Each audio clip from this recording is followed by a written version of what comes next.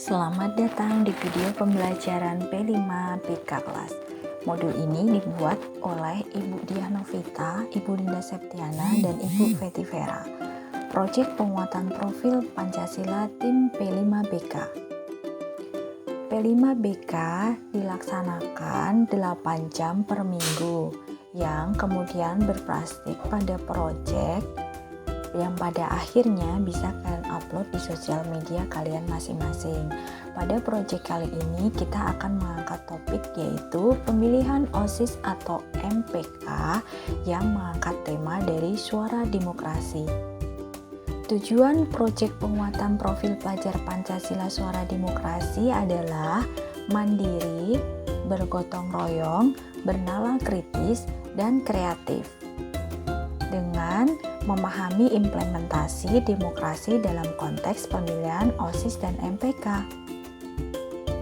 Deskripsi proyek yang akan dilakukan yaitu dilakukan secara berkelompok. Masing-masing peserta didik berperan dalam fungsi pengawasan pemilihan OSIS dan MPK dengan cara melakukan pengamatan dan penilaian terhadap pelaksanaan proses. Adapun pelaksanaannya meliputi yang pertama mengamati jalannya proses pemilihan, kemudian menilai, dan pada akhirnya kalian membuat visualisasi dari hasil pengamatan.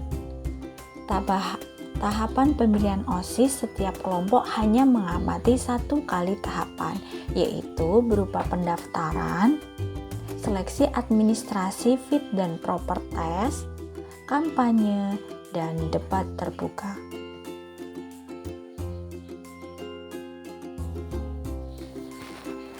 Tahapan pemilihan OSIS yang kelima, persiapan pemungutan suara. Yang keenam, proses pemungutan suara. Yang ketujuh, perhitungan suara. Dan yang terakhir, pengumuman hasil perhitungan suara.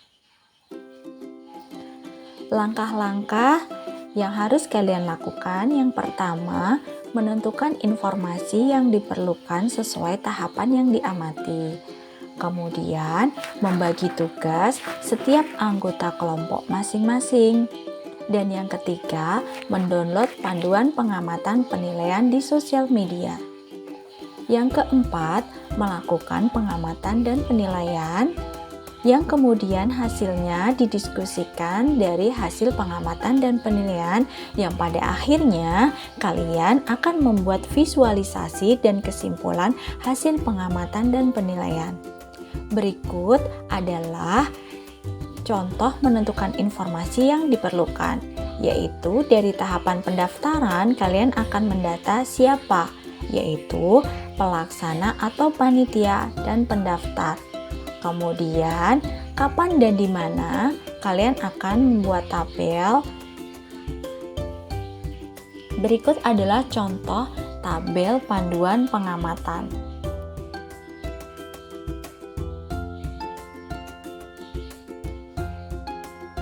Dan selanjutnya akan dibuat penilaian berdasarkan hasil pengamatan yang akan dituangkan dalam tabel seperti contoh berikut ini.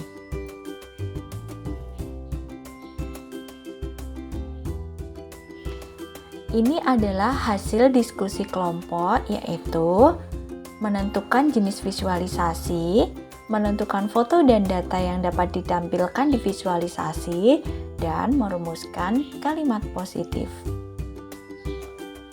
Ini adalah contoh visualisasi dari hasil pengamatan yang dilakukan oleh masing-masing kelompok, yang kemudian pada akhirnya akan diupload di sosial media masing-masing. Terima kasih, semoga bermanfaat. Sampai jumpa.